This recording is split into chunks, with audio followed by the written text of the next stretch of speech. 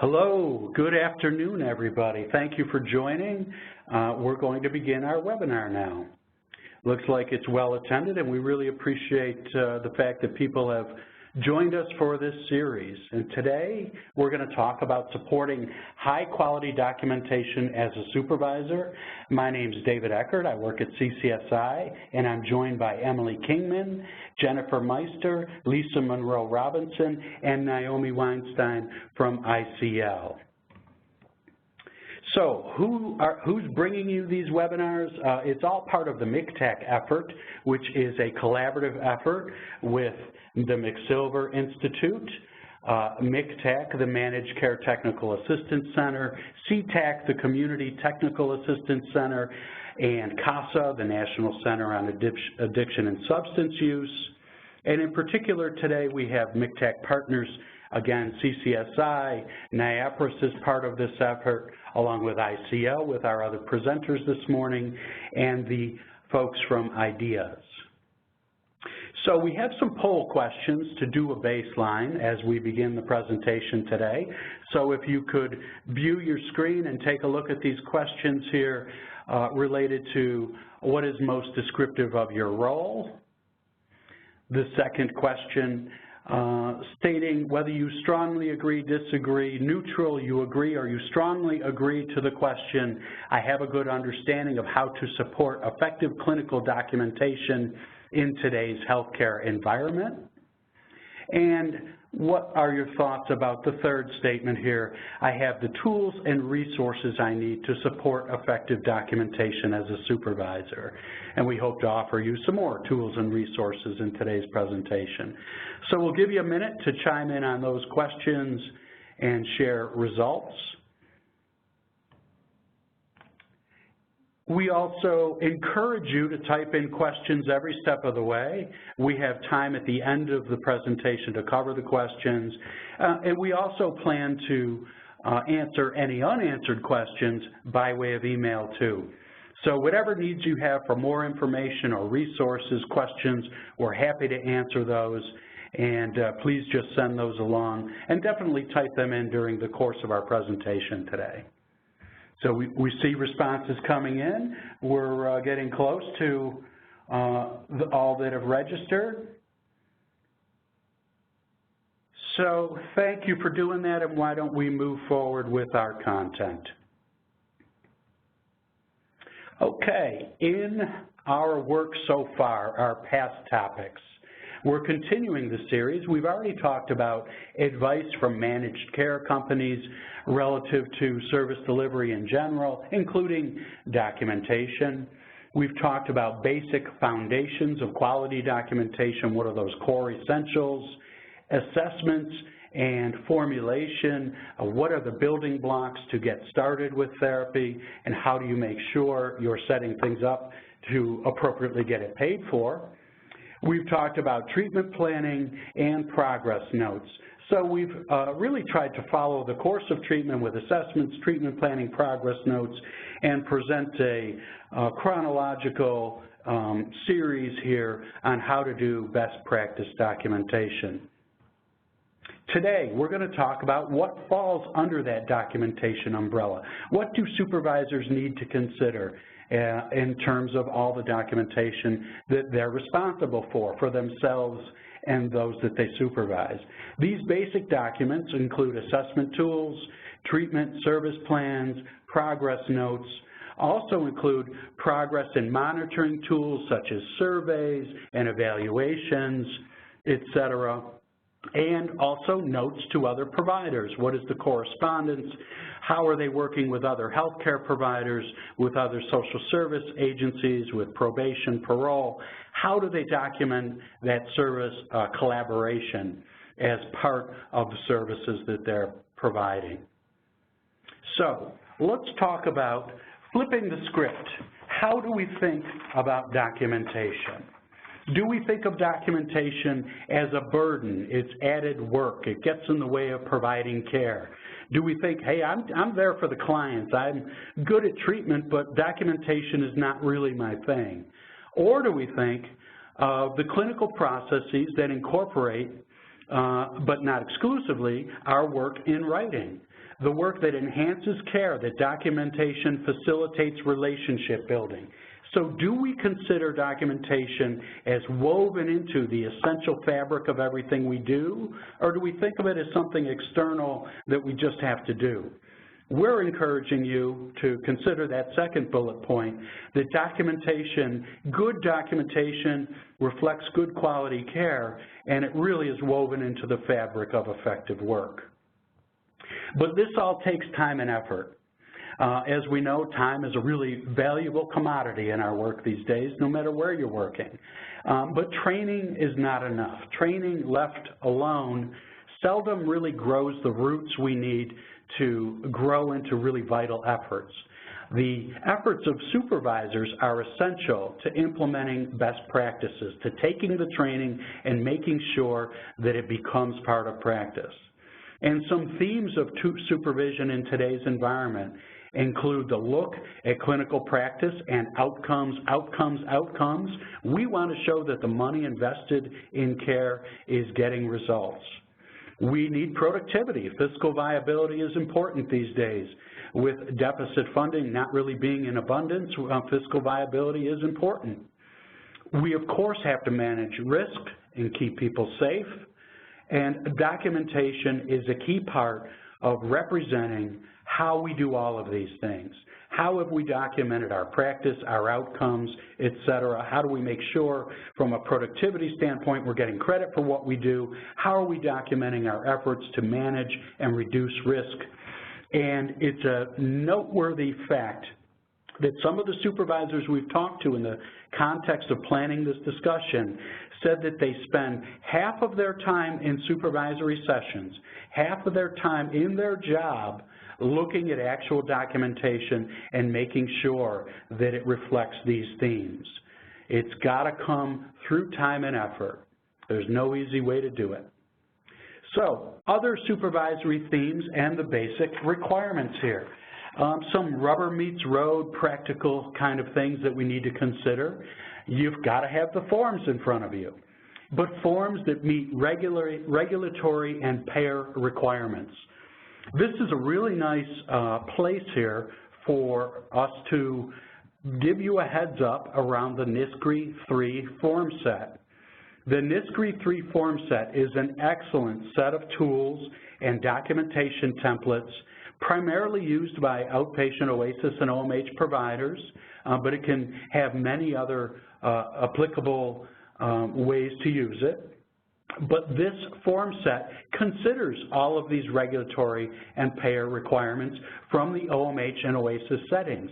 The work of this committee has done that for you, has set you up with the fields you need to represent medical necessity, to speak to person-centeredness, et cetera. So those visual cues are there for you to enter documentation well. The NISCRI 3 form set, look it up, NYSCRI 3, excellent set of forms. But whether it's using these forms or whether your agency has developed your own, you will have required forms that you have to use.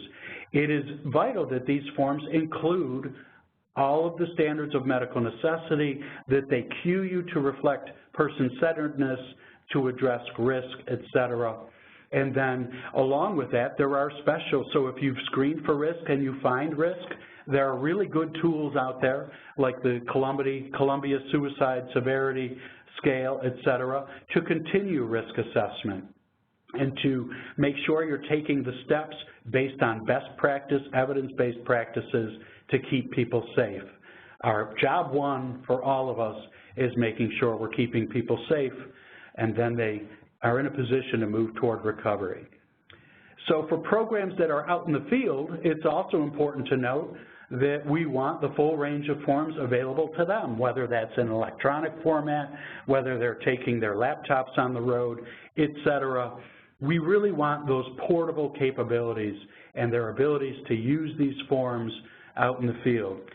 Much of our work in a managed care environment, when we're considering the real need to bring value to the people that might be more difficult to engage, means bringing our work to them, and of course we need the tools with us as we bring our work to them. Another huge theme, though, to continue the theme of time, is time requirements. Under the CMA regulations, the Center for Medicaid and Medicare Services, CMS I should say, excuse me, all documentation should be done contemporaneously.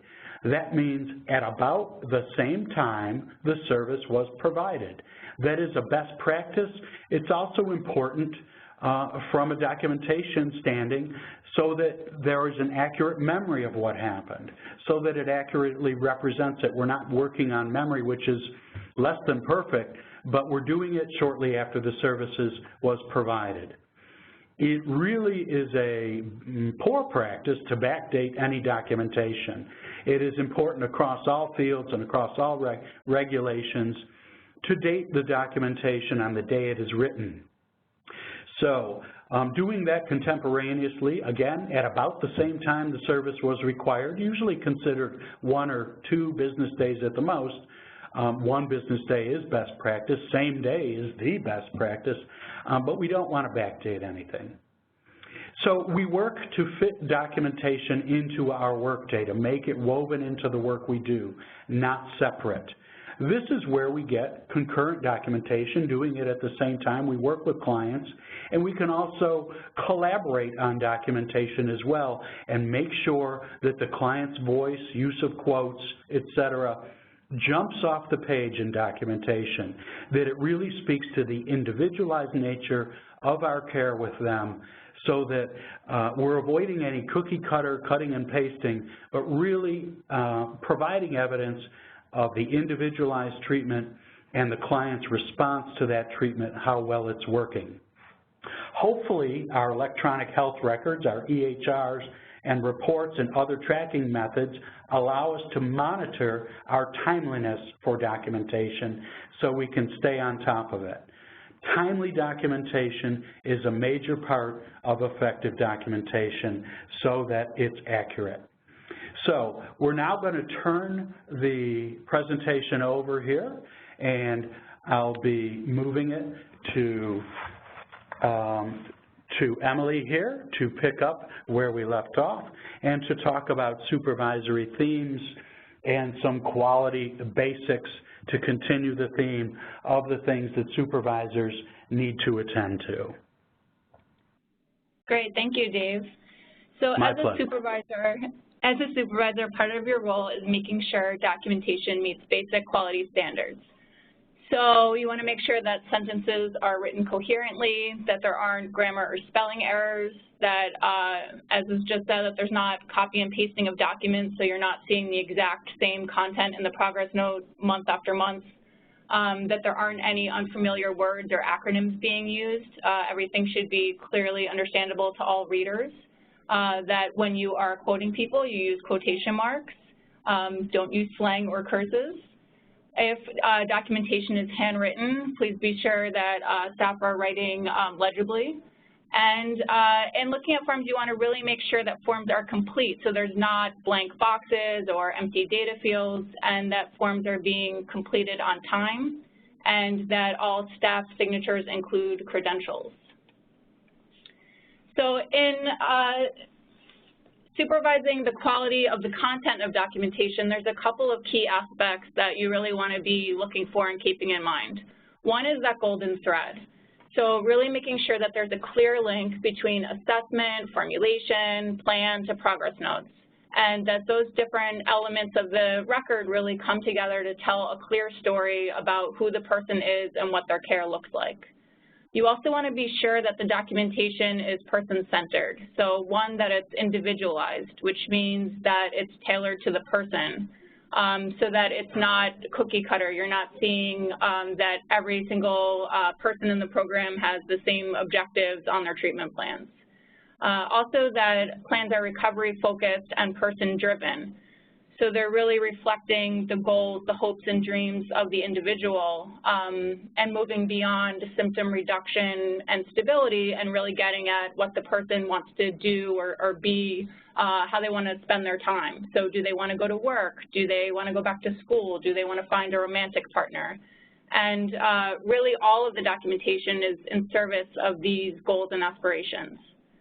It's also important to make sure that person-centered language is being used. So this means language understandable to anyone, not overly clinical terminology that wouldn't be clear to people outside of the profession, and also thinking about using language that wouldn't be objectionable to the person. So, for example, if someone is uncomfortable with the word paranoid, you could instead use language to describe what the person is actually experiencing.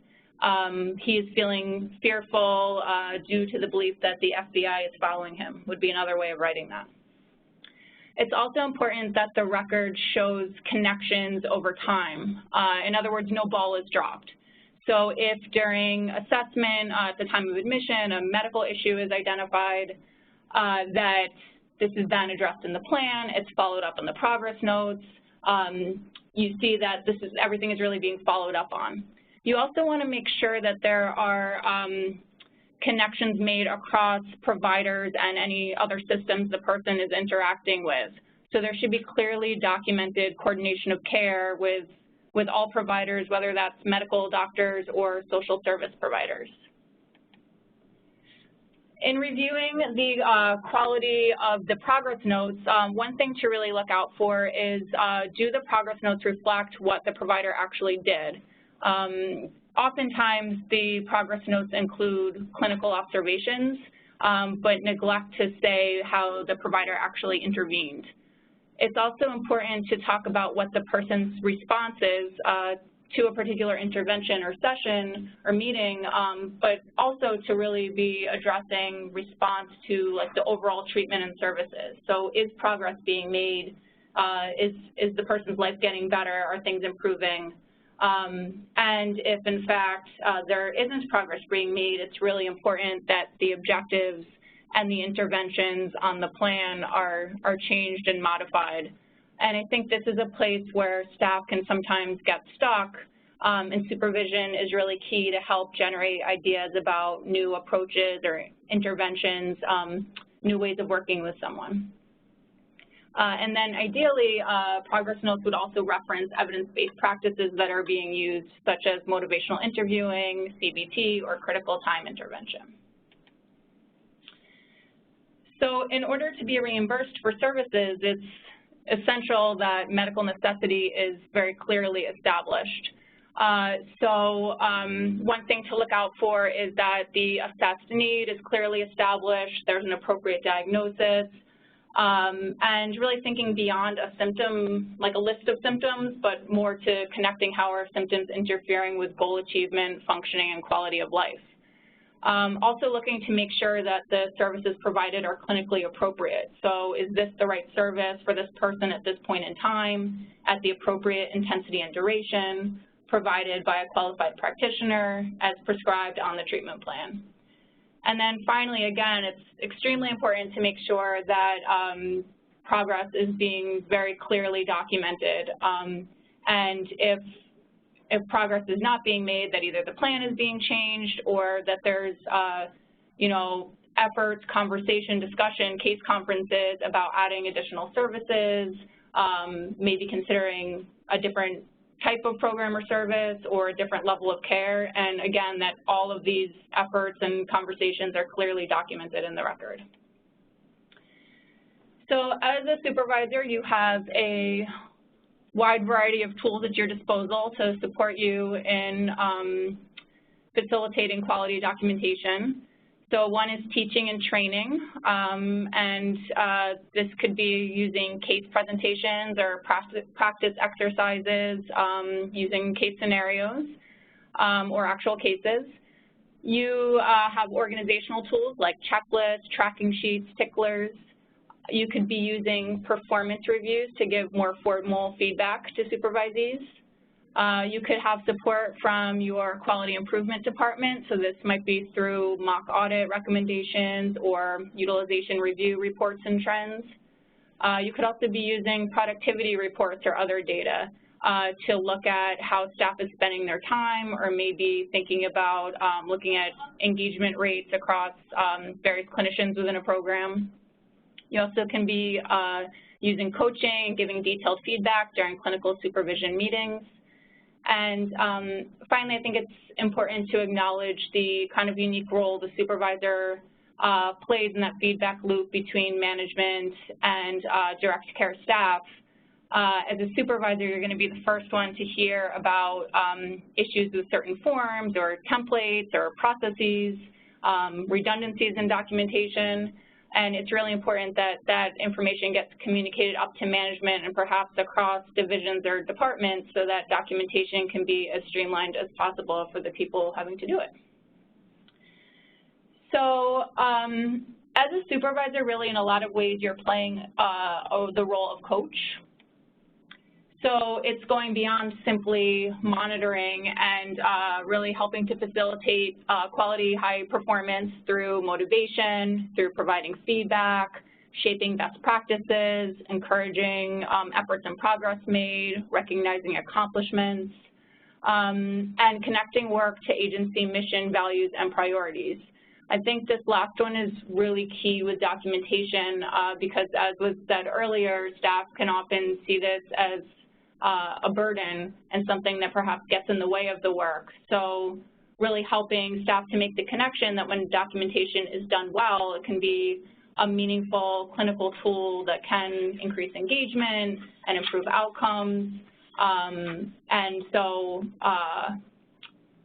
making it more meaningful for everyone and connected to kind of the higher purpose. So in providing feedback to supervisees, it can be really helpful to first start by asking the staff person to self-reflect. So let's say that you are sitting down with a new staff member who has just written their first treatment plan, hopefully collaboratively and perhaps concurrently. So you might ask the person to reflect on what do you feel worked well, what didn't go as well as you wanted, what would you have done differently, what surprised you. And then when giving feedback, it's important to always start with pointing out what the person did well, pointing out their strengths, and then when sharing feedback to give specific observations rather than kind of vague general statements or interpretations. And then finally, to ask for feedback on your feedback. So do my observations make sense? Was it helpful to spend time reflecting on your work and getting feedback? What could have made this more helpful to you? So this is the way to kind of frame that coaching you can be doing with people during clinical supervision meetings. And so with that, I'm going to turn it over to Naomi Weinstein, who will be posing some questions to some real-life ICL supervisors that we have invited to join our discussion today. So we have with us today Jen Meister and Lisa Monroe Robinson. Lisa and Jen, as program directors, do a lot of work supervising documentation, and we thought it would be useful for everyone to hear what two people are doing and to see which pieces of it you may be able to borrow from them. So what we have are some questions that I'm going to pose to Lisa and Jen and let them just answer. But if we can just, before we start with the questions, if you guys could each briefly describe your program, what kind of program you run and what kind of staff you have, so that there's some context for the discussion. Do you want to start, Lisa? Okay, sure, no problem. Good afternoon, everybody.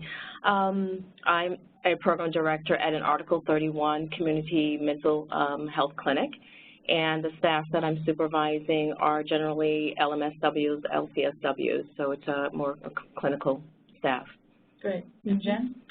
Hi, everyone. I oversee the treatment department program here at ICL.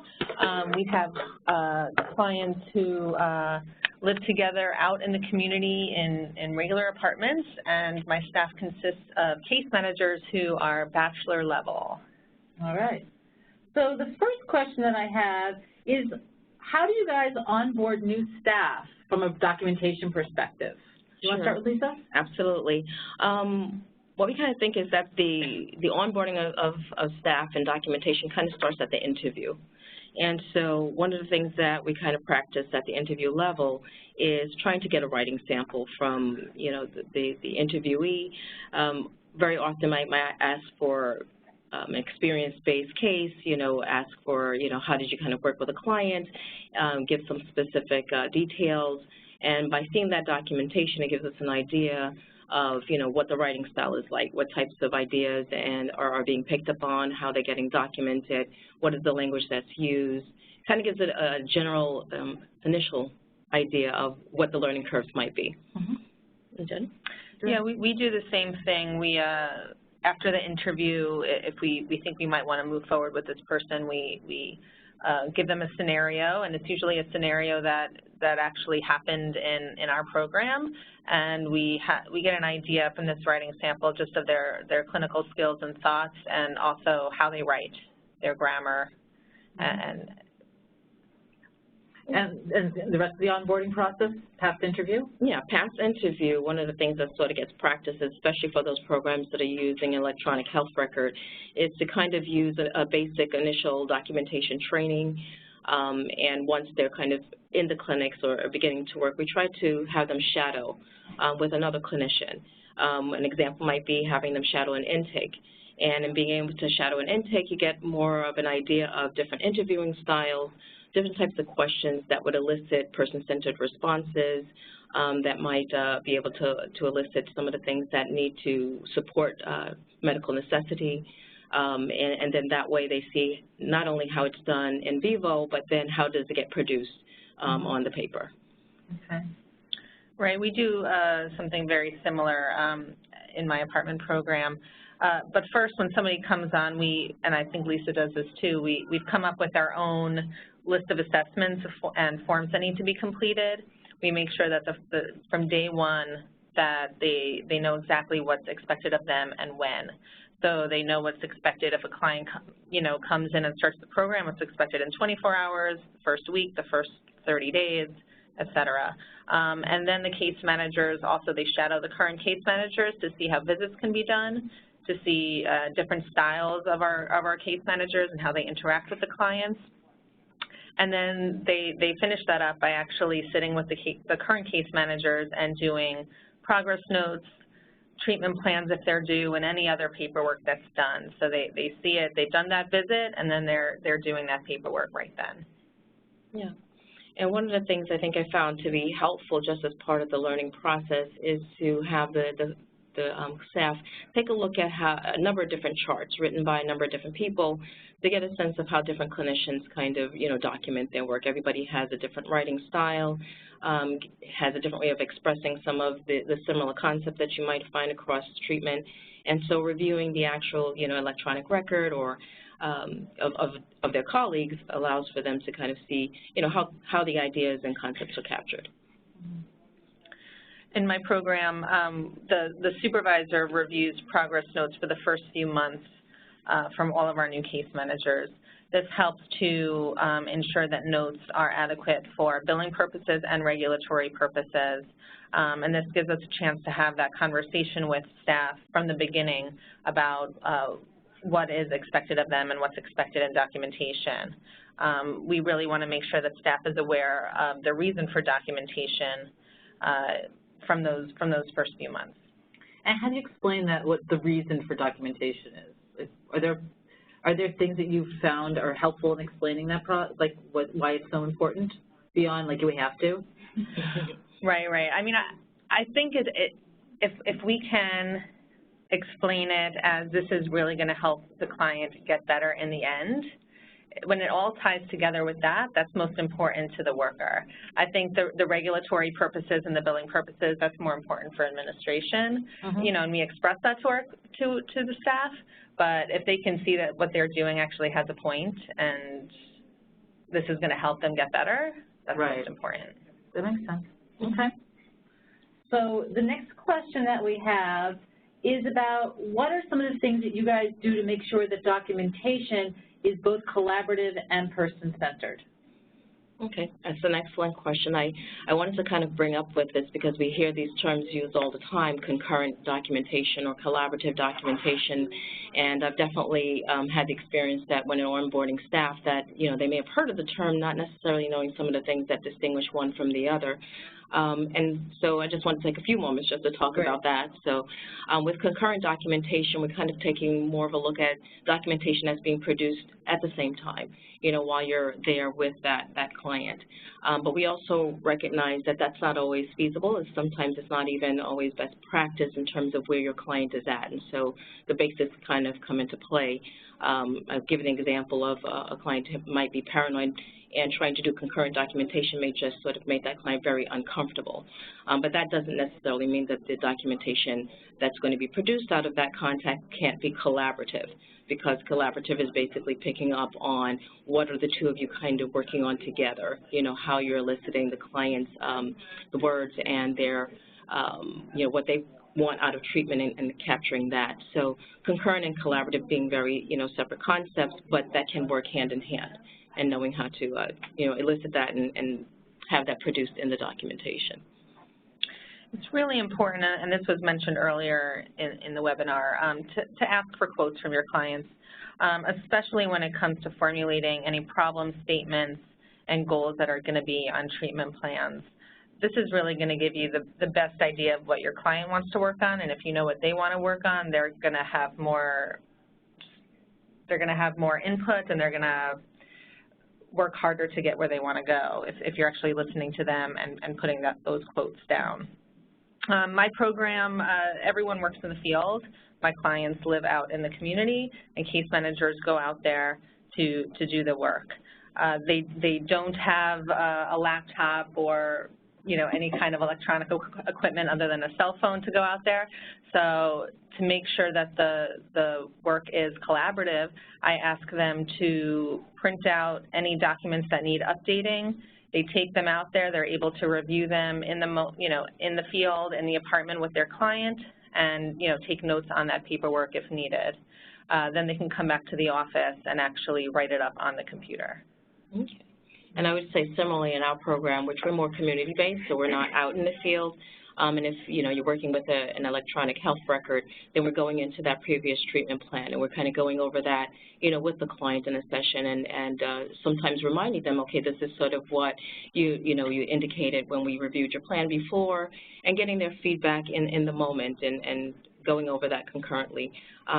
Reading back some of their entry responses, so, a lot of 3 months, for instance, for those reports that are done on a quarterly basis, a lot of times a lot can go on in a client's life in 3 months, and so kind of reading where they were before, reflecting on where they are now, what's gone on in the past 3 months, and definitely reminding the client that, treatment plans are not static. It's not black and white. It doesn't have to stay that way. If something has changed, then this is the time to reflect that. And so that helps to make it definitely much more person-centered and relevant to the client that you're working with. Something that ICL has that I think is really great on the treatment plans is one section that's asked for the client's reaction to the plan. If you don't have that, I definitely recommend getting it. And if you can't put it on your plan, I at least recommend starting any update on paperwork by asking the client how they think services have been so far. This is going to be a really good place to start. And it's a good place to start when supervising, because then you get to ask, ask that therapist, ask that case manager how the client feels they have been doing and about the services that they've been getting. The worker should always have an answer to that, so they know where to begin with their client. Mm-hmm. So let's go on to the third question. Our third question is about the connection between quality documentation and good outcomes. And I know before, Jen, you had mentioned helping your staff see the connection to the larger goal, and that's part of that. If you can kind of expand on that stuff, that'd be great. Right. Quality documentation is always going to be person-centered. If it's person-centered, then the client's going to have faith that they're being heard, and that's going to give them more incentive to work harder in their treatment. People don't want to necessarily work on other people's goals, so if they have faith that, they are being heard and there's a quotation right there, this is what we're working on, and they feel like that is what's being worked on, that's going to give them that more incentive.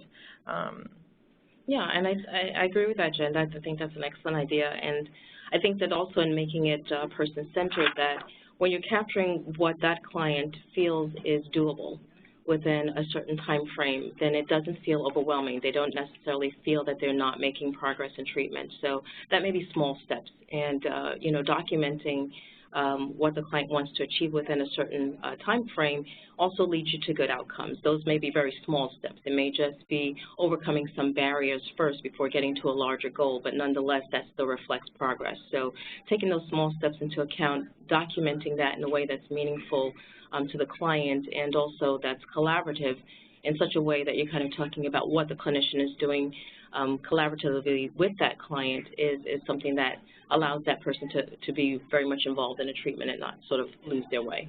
Right. You know, quality documentation is going to tell a story. It's not going to just be the actual sessions or visits with your client, but it's also going to include all of the efforts that the therapist or case manager is putting in, whether it's phone calls or discussions, case conferences with other providers. That way, anyone that will read the note, they can see where the client was and how far they've come. This is also going to help the provider keep track of clients' progress and outcomes. This might especially be helpful with someone with a client who may not feel is making progress. But if you can, you know, go back and you really see the details of you know, this is where they started and this is every step that we've taken, I think it could help staff feel better about the work that they are doing, and even sometimes the clients, you know, this is where you've come from if you want to review paperwork with them as well. I've seen in some places people doing kind of a transparent documentation process where all notes are shared with the client, you know, as a Xerox or, you know, photocopy. And I think for a client to say, I haven't really made any progress, oh, but look, here I did this, and then and being able to track it themselves. So it's not just the clinician's response to that and trying to motivate, but also the client themselves saying, wow, I really have changed. This is kind of amazing. And having more incentive to keep going further. Next question. How do you support staff who are having some difficulties with their documentation responsibilities?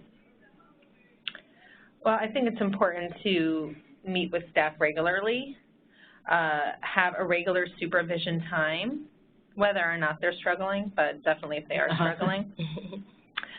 Come up with an action or time management plan and make sure to follow up with that plan and follow up supervision sessions.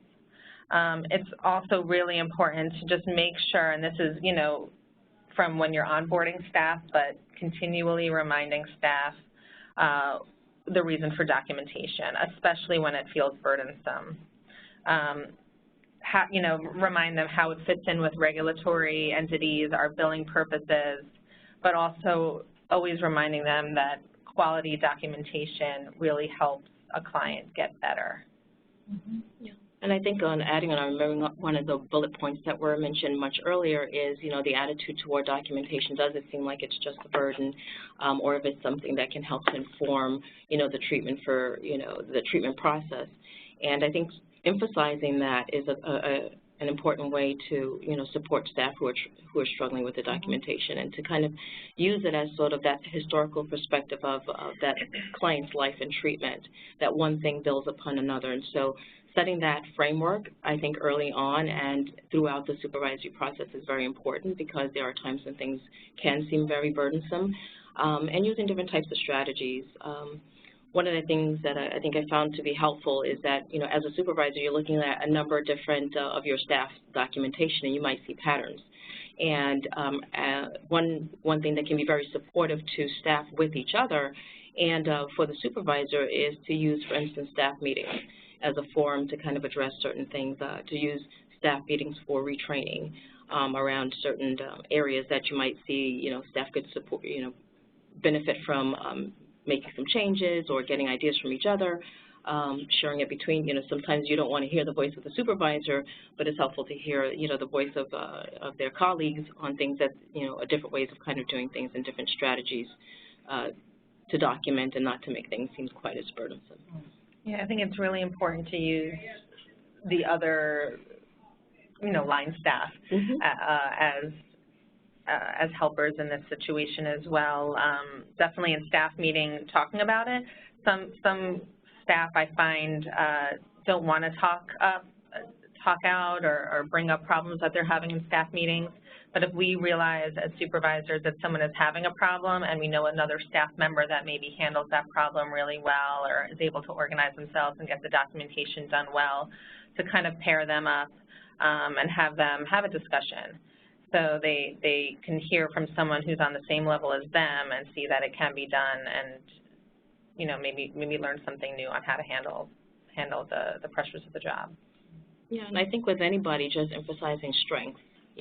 Everybody has strengths, and as opposed to just sort of pointing out what needs to be done more, identifying a strength that, different staff have and how they might be able to incorporate that to, improve some of those other challenge areas is always helpful. I know, Lisa, I've heard you also talk about different learning styles and tapping into people's different learning styles to make sure that when you're teaching, you're using an appropriate match of a learning style. I don't know if you want to say anything more about that. Most definitely, and that requires a lot of flexibility on the supervisor's part to kind of say, well, not everybody learns the same way. Some people respond very visually, some people respond. I find myself very often actually in supervision doing a lot of modeling about, what's going on in a session and maybe different ways to elicit information.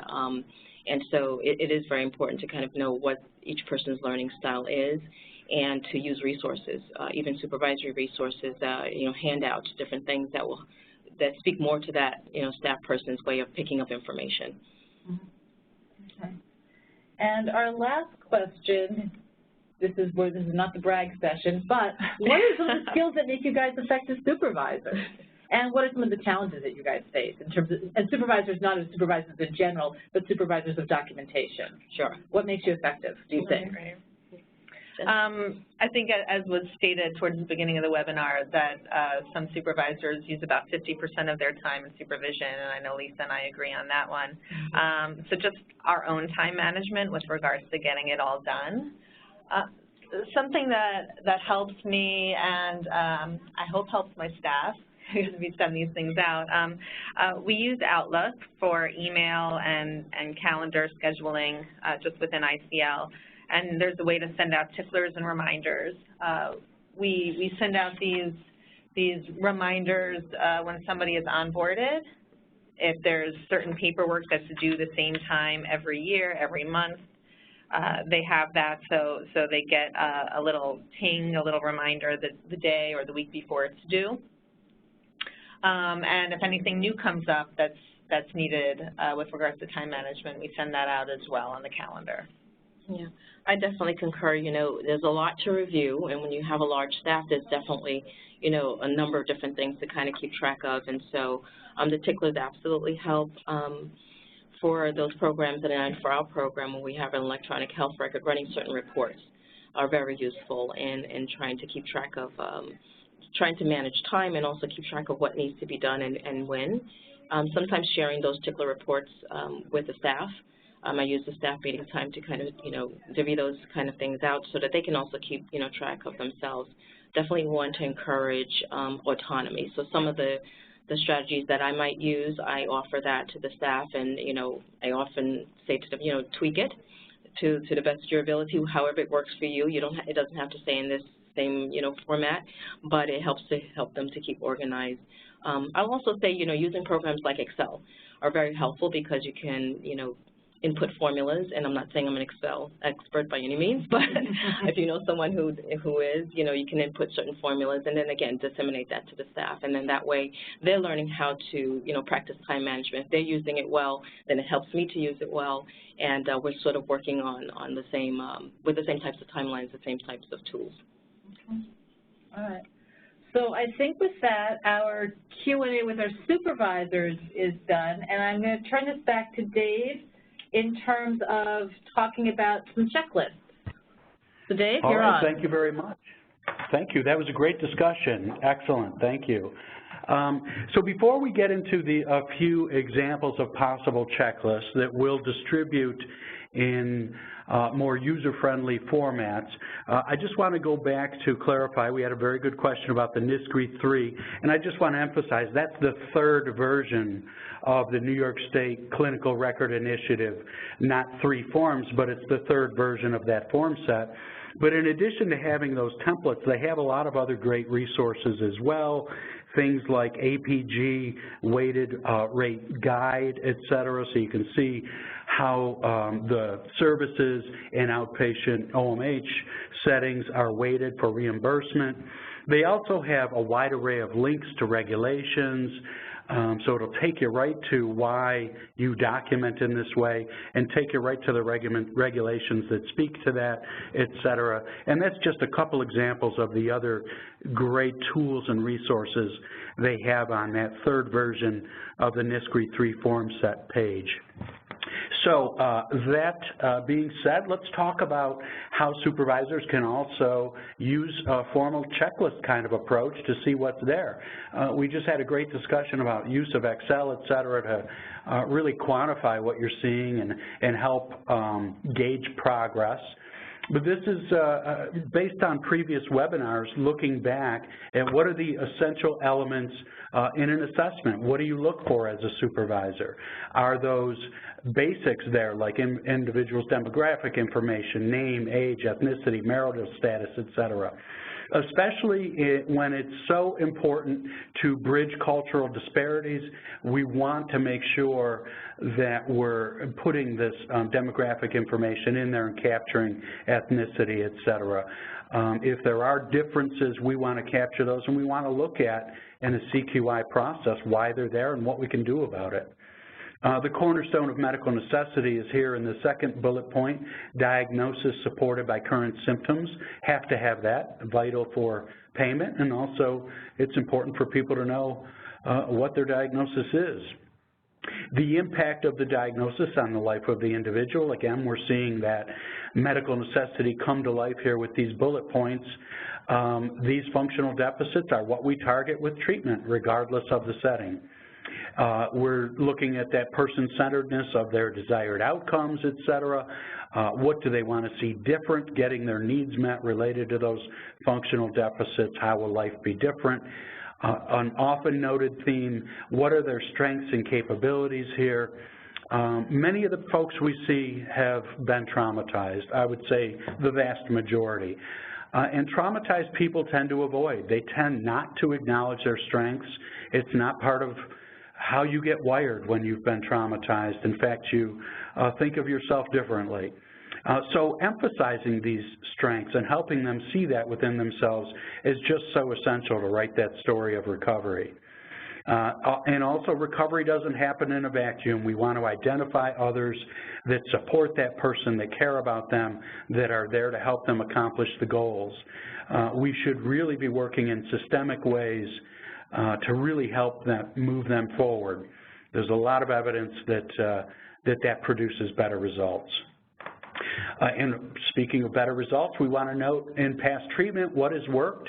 We want to build on that. Also, what hasn't worked. What is their stage of change? The whole Prochaska di Clemente stages of change. Are they pre-contemplative, contemplative, preparing for change, changing, maintaining change? Where are they in the treatment? And what's the thought about that? And having that discussion with someone, it really brings to life that the onus of change is on them. We're the vehicle to help them change, but let's talk about where they see themselves in that stage-wise process. We want to begin with the end in mind, paint the picture of possibilities here with what's going to be different when they've achieved their treatment goals. That should be in the assessment as before we springboard into treatment planning. And this mutually agreed upon plan for treatment signed by all appropriate staff leads us right into that treatment plan. So looking at the treatment plan checklist, what are those essential elements? We need to clearly link the treatment plan to the assessment, those needs and functional deficits that were outlined there. As stated frequently here, it's got to be completed on time and include the appropriate signatures. Regulations may be different based on your settings. and who you answer to, essentially, as your regulatory bodies and with your payers. But it's important to know that virtually all signatures have to be completed on time. And breaking down the essential elements of the plan, our plan's done correctly. The big vehicle for change here is an effective treatment plan that's person-centered, strength-based, and includes verbiage about what will be different in the person's life when they're successful. Objectives are the heart and soul of a well-written treatment plan. Really the most challenging part, but what are those small steps that people will make toward achieving their goals?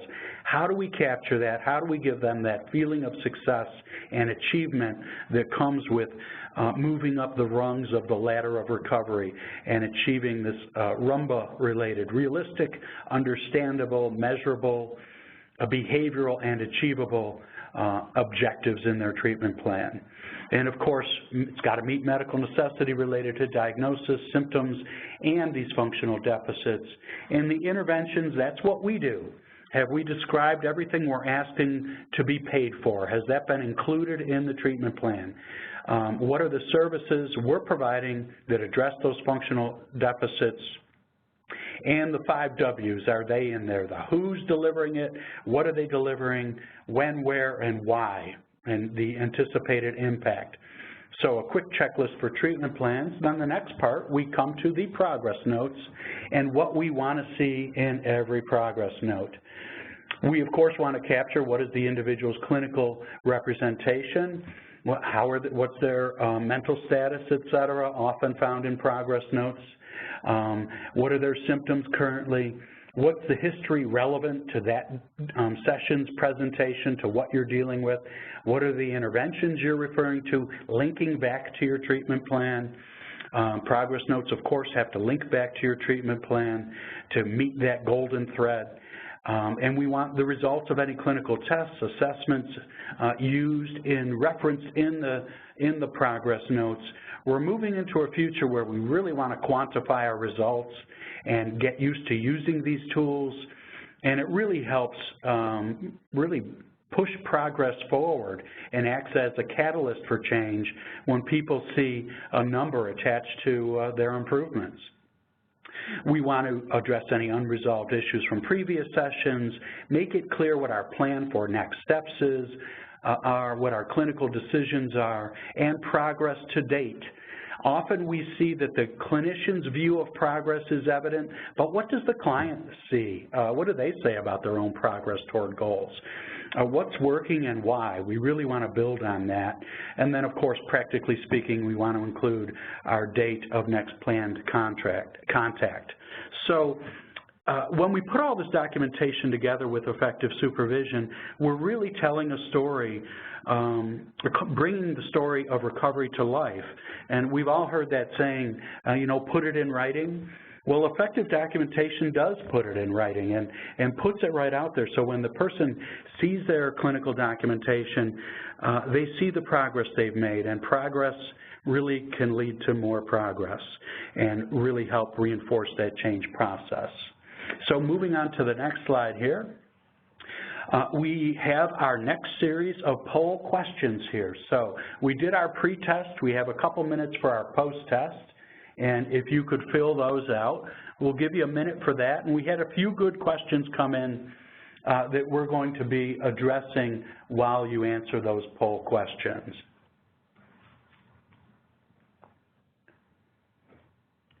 Okay, we had a good question about what are your thoughts about standardized opening statements and progress notes? Maybe something like interpreting here, met with client for individual cognitive behavioral therapy or something to that effect. I think it's fine to use a standardized opening statement, but again, you want to make sure that the note ends up being person-centered. So what you do next makes all the difference. That's very important. We had a question, too, about federally qualified health centers and treatment plans that can be for 90-day periods. It needs an updated script from a referral source annually. I think this question gets to the fact that different programs and program types, like in federally qualified health centers, we may have different regulations. So it's important to reference your regulations since they obviously apply directly to the program that's providing oversight. So it may be different in some programs.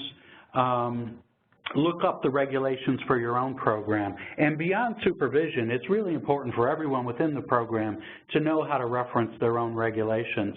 I always recommend that clinicians keep an electronic copy at their disposal. You can do that little find function on it, and you can really look up where in the regulations any question, concern, need for information applies. And the 5 W's, the 5 W's of intervention, that question came up again. And again, everyone will get copies of these slides, but happy to answer that.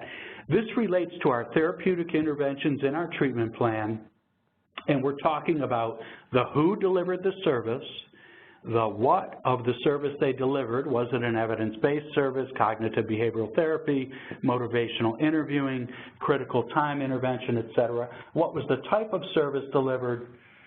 When, the time and the duration of the service, where. Now, where is important if you're doing off-site services and you're asking for reimbursement for off-site services. If you're doing a clinic visit on-site, you don't need, it's assumed that it's happening at the clinic. And the when, the date again.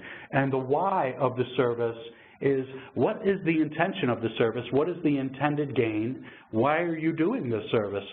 And how is it agreed upon in the assessment that this would be helpful? We have a statement here. I find my staff have a difficult time documenting services for persons who are not engaged in the treatment process. Can you offer suggestions?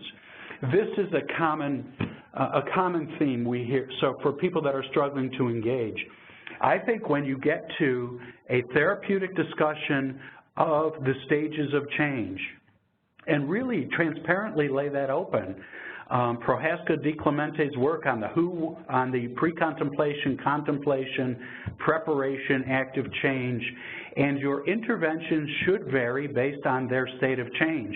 But open that up.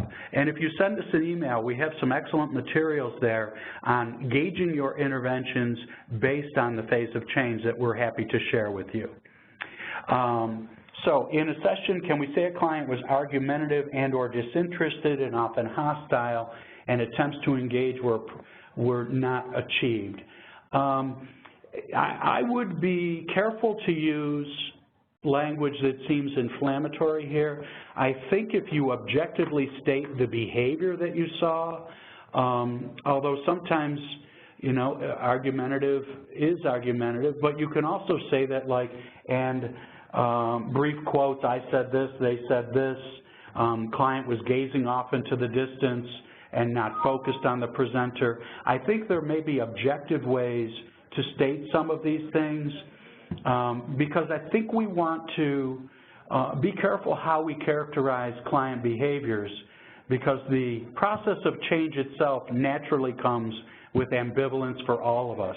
We're all wired to keep doing what we've been doing, so we really want to be careful how we capture that ambivalence, and using the word ambivalence instead of resistance is often a good idea. For interventions on treatment plans, should we lean towards our ideal plan? You know, I'm aware of the time here. This is a great question. If you shoot us an email with these last couple of questions related to thought processes and treatment planning, et cetera, attach it to an email. We'll be responding to it. And our last in the series of these webinars is all about responding to your questions. So we're going to do what we call office hours, and we're going to open it up to all the questions we've received throughout this series of trainings here, of presentations, and walk us our way all the way through it to answer all the questions you have. So please forward these and any other questions you have, and tune in for our next webinar where we're really going to do our best to answer all the questions we've gotten throughout and make sure that we're doing our best to answer them. Thanks so much for everybody's time today. I would like to thank my co-presenters. They did an excellent job, and we really appreciate your attendance and your engagement in these efforts. Thank you.